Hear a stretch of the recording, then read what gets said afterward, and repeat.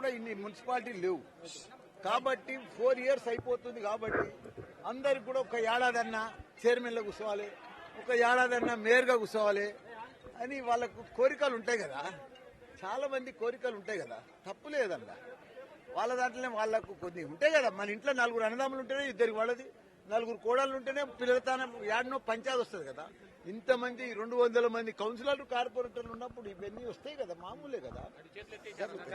నన్ను ఎవరు టార్గెట్ చేయలే, మా దాంట్లోనే మాకే గ్రూప్ తగాదాలు ఉంటాయి, పాలిటిక్స్ ఉంటాయి, ఒక ఏడాది ఎక్కుదామని కోరికలు ఉంటాయి. ఇవన్నీ కోరికలు దిక్కేలా ఒకటి అన్న పోయిందా నాకెందుకు తెలియదా. నేను గోవా పోయింది వాళ్ళతోటి కార్పొరేటర్లతోటి, నేను దుబాయ్ పోయింది కౌన్సిలర్లతోటి. నేనేం విహారయాత్రలకు పోలే.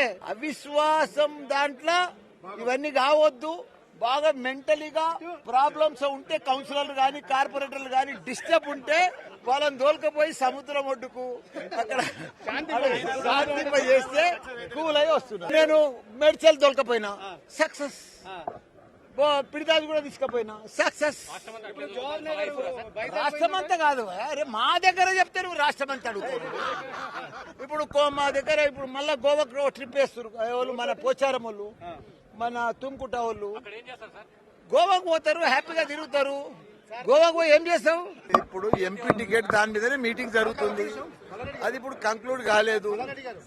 వాళ్ళు అది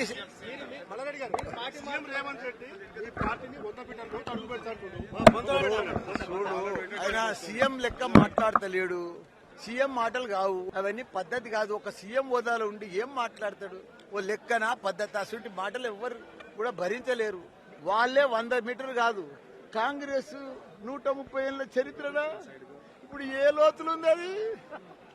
28 రాష్ట్రాలలో ఎన్ని రాష్ట్రాలలో ఉన్నారు వాళ్ళు సీఎంలు? 2. మాది అడ్రస్ ఉన్నది, ప్రజలలో మంచి ఆదరణ ఉన్నది, మా ప్రజలు కూడా ఇబ్బంది పడుతున్నారు. మంచిగా అయ్యో మళ్ళీ మా కేసీఆర్ చేసినట్టు ఎవరు చేయలేదని వాళ్ళు కూడా అన్ని ఆలోచనలకు వచ్చారు. కానీ కాంగ్రెస్ పరిస్థితి ఏంది? మామూలుగా ఉన్నది. రేపు మోడీ 3వ ప్రైమ్ మినిస్టర్ అయినా నాకు ఇన్విటేషన్ రాలేదు. ఎవరికైతే ఇన్విటేషన్ వస్తుందో వాళ్ళే పోతారు కదా. అధిష్టానం ఎవరు ఆదేశిస్తే అది చేస్తాం అంతే. ఎవరికి అడుగుతలేము, అధిష్టానం మీద డిసైడ్.